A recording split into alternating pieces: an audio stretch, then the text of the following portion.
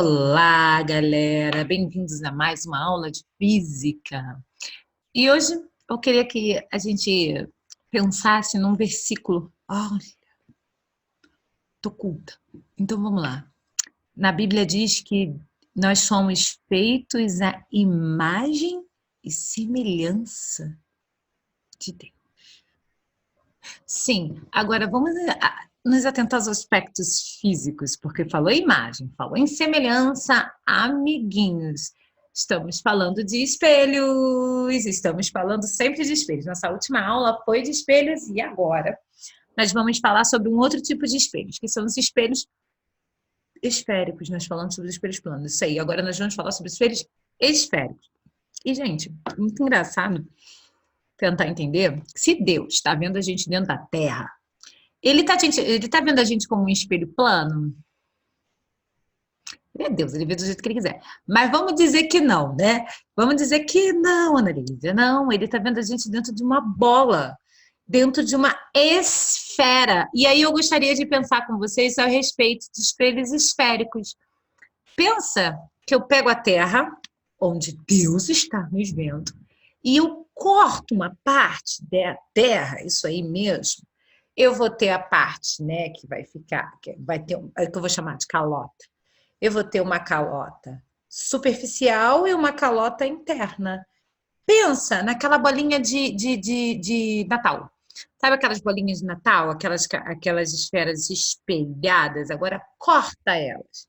A gente vai precisar desses conhecimentos, entender geometricamente o que está acontecendo ali dentro de um espelho plano. Ok? Esférico. Estou com um plano na minha cabeça. Esférico. Então, vamos começar nossa aula. Vou compartilhar os slides com vocês e vamos começar a nossa aula de hoje. É bem tranquila de entender. Você está com alguma dúvida em espelhos planos ainda? Dá uma olhadinha lá na última aula, reveja o conteúdo. Entenda que aqui a gente vai seguir o mesmo princípio da reflexão, tá? Raio incidente, raio refletidos, eles vão estar sempre no mesmo plano e anormal, ok? Só que agora a gente vai entender o comportamento de uma imagem quando eu tenho essa determinada calota. Vamos parar de falar e vamos ver, né? Deixa eu colocar aqui para vocês e começou. As aulas de hoje eu vou precisar que vocês observem bastante os slides que eu vou compartilhar com vocês, até porque é muito, muito de observar o que está acontecendo, ok? Na próxima aula, a gente vai entender todos os aspectos matemáticos, mas nessa aula de hoje, eu estou mais preocupada de vocês entenderem os aspectos geométricos mesmo. Onde vai ser a formação da imagem, como costuma ser quando o espelho eu vejo pela parte de dentro, pela parte de fora. Vamos dar os nomes corretos para isso, que é côncavo e convexo. Ana, vamos devagar, né? Espelhos esféricos. Os espelhos esféricos são calotas polidas. Pensa naquele globo que eu te falei. Agora pega esse globo, essa esfera e dá uma cortada nela. Eu não vou ter esse comportamento aqui, olha, dá uma olhadinha aqui na minha setinha. Eu não vou ter esse comportamento aqui se eu pego imagina que isso aqui todo é um globo, uma esfera. E daí eu corto ela aqui. Eu vou ter a parte de dentro e vou ter a parte de fora, tá? Eu vou ter essas calotas. Eu vou ter a parte de dentro que eu vou chamar de côncava e eu vou ter a parte de fora que eu vou chamar de convexa. Agora, você imagina que essa esfera, ela é completamente polida, a ponto de me observar, a ponto de ver a minha imagem. Como a minha imagem vai ser formada ali dentro? Essa é a nossa aula de hoje, beleza? Então, eu tenho aqui uma luz iluminando tanto a parte de dentro, que eu vou chamar de côncava, quanto a parte de fora, que eu vou chamar de convexa, ok? Então, a luz está aqui, ó. Vamos começar pela parte côncava. Eu tenho aqui, ó, a luz saindo sempre de maneira paralela em relação ao meu espelho. Vou chamar aqui isso aqui de um espelho côncavo, ok? Já que a gente está falando sobre os espelhos, então vamos supor que isso aqui é um espelho côncavo. Como a imagem vai ser formada no espelho côncavo? Como a imagem vai ser formada no espelho convexo? O legal do convexo, eu vou falar nessa aula ainda, é que só tem uma maneira, tá? De a gente observar. Só tem uma característica para espelhos convexos, o que acaba caindo muito em vestibular. Então, se atentem à parte do convexo. A parte do côncavo, que é a parte de dentro, muito depende de onde está o meu objeto que está sendo iluminado, ok? Se eu coloco ele muito próximo do espelho, eu tenho um tipo de imagem. Se eu coloco meu objeto um pouco mais distante do espelho, eu tenho outro tipo de imagem. Se eu coloco ele mais distante, eu tenho outro tipo de imagem. E é tudo isso que nós vamos ver hoje. Muita calma nessa hora.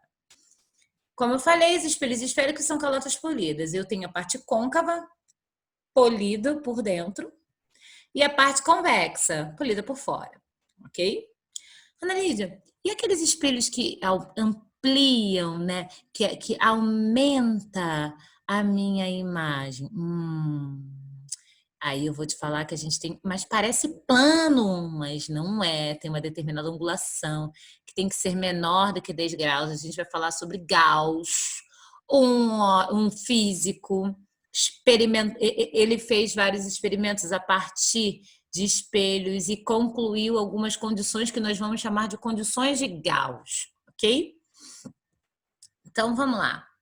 É como eu falei. Vocês imaginam aqui uma esfera, daí eu cortei essa esfera. Eu vou ter essa bundinha aqui, que eu vou chamar de convexa, e a parte de dentro, que eu vou chamar de côncava.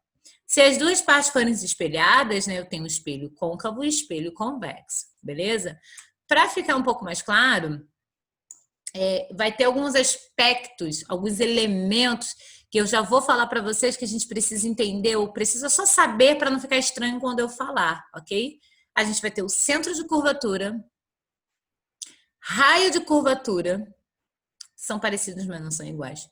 Centro de curvatura é o centro da superfície esférica. Raio de curvatura é o raio da superfície esférica. Eu vou mostrar passo a passo quem são esses raios, esses centros, vértice, eixo principal, eixo secundário, o ângulo de abertura, ok? Olha lá o raio, vértice, eixo principal, eixo secundário, ângulo de abertura.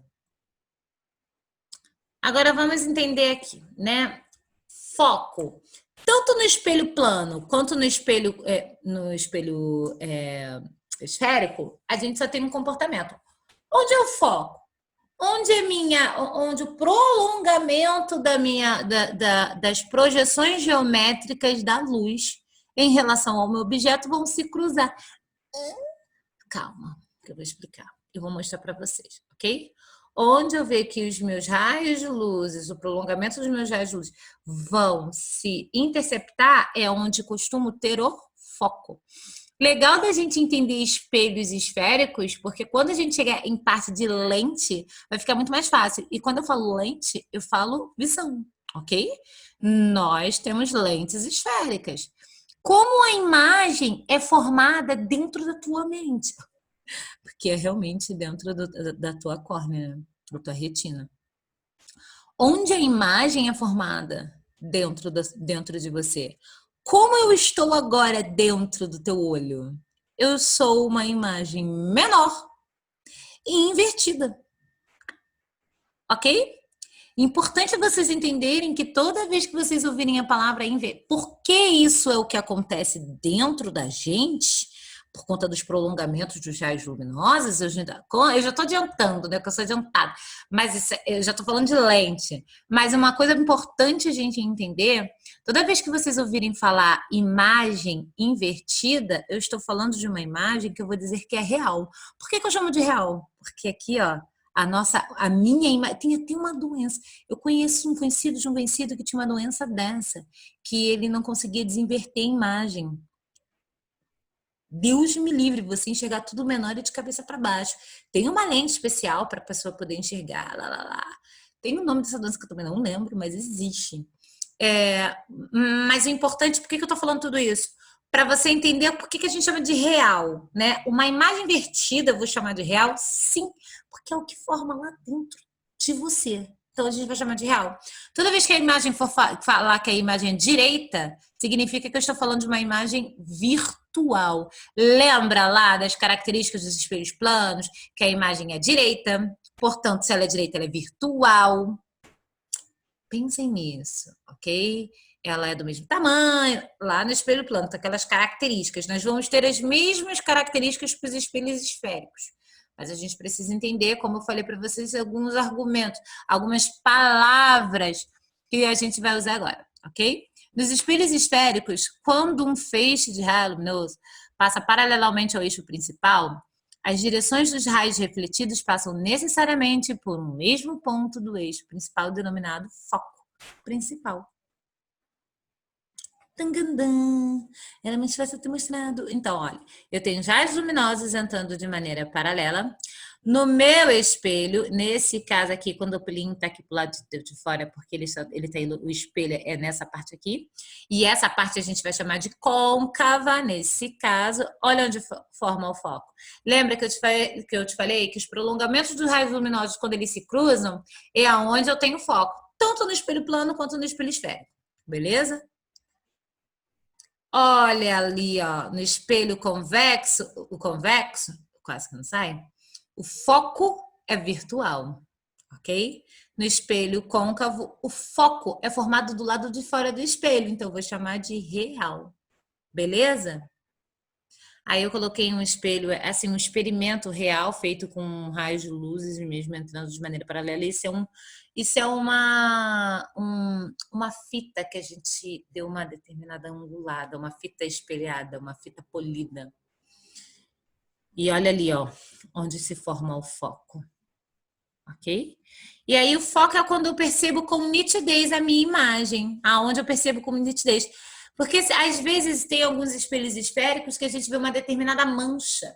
E aí a gente diz até que esse espelho ele não está cumprindo as condições de Gauss, aquele físico que eu falei que estudou sobre espelhos esféricos para determinar uma imagem nítida em relação a um espelho esférico, ok?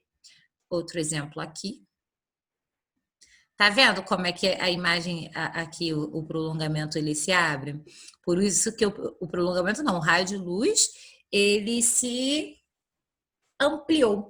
E o legal até da gente pensar no espelho convexo sabe aqueles espelhos de ônibus? Deixa eu ver se vai aparecer aqui. Ah, vai. Aqui, ó, satisfaz a condição de gasto. Sabe aqueles espelhos que ficam assim no canto de uma loja? O que ele faz? Ele amplia a minha visão. Se ele amplia a minha visão, o que acontece com a imagem? Ela fica pequenininha. Quando eu tenho nitidez nessa imagem, por mais que a imagem dentro, ó, eu tenho aquele espelho lá, aquele de ônibus, que o motorista coloca e finge que não tá vendo nada. Ótimo. Quando eu tenho um espelho esférico, que está dentro das condições de Gauss, eu vou falar as 3 leis para realmente ela estar dentro das condições de Gauss, mas a gente nem tem que se preocupar com isso agora. Eu percebo a ampliação, né, do que eu quero ver, da imagem que eu preciso ver. Só que para ampliar, o que ele faz com todos os elementos? Ele diminui. Ok? E essa é a única maneira de realmente ter um espelho convexo. Por isso aí a gente está colocando um espelho com condição de Gauss. Repare que eu não tenho nitidez no outro espelho. Eu vejo, tem espelhos que são piores, que eu vejo uma determinada mancha. Significa que o ângulo de abertura dessa imagem, ela tá maior do que 10 graus, porque, por exemplo, para poder, acho que até o primeiro aqui, os espelhos devem ter um pequeno ângulo de abertura, igual ou menor do que 10 graus, tá? Os raios incidentes sobre o espelho devem ser paralelos ou pouco inclinados em relação ao eixo principal e ao próximo e próximos do mesmo. A gente vai entender melhor quando a gente vê geometricamente como as imagens se formam, tá? Não ficam presos a isso ainda não. E em nosso curso, salvo a recomendação em contrário, todos os espelhos esféricos vão obedecer às condições de Gauss, porque eu quero nitidez, eu quero foco. Ok? Então, tá aí, galera, a apresentação para vocês dessa aula. Eu quero já começar falando do espelho convexo, que é aquele do ônibus, tá? Convexo? Qual é a parte convexa?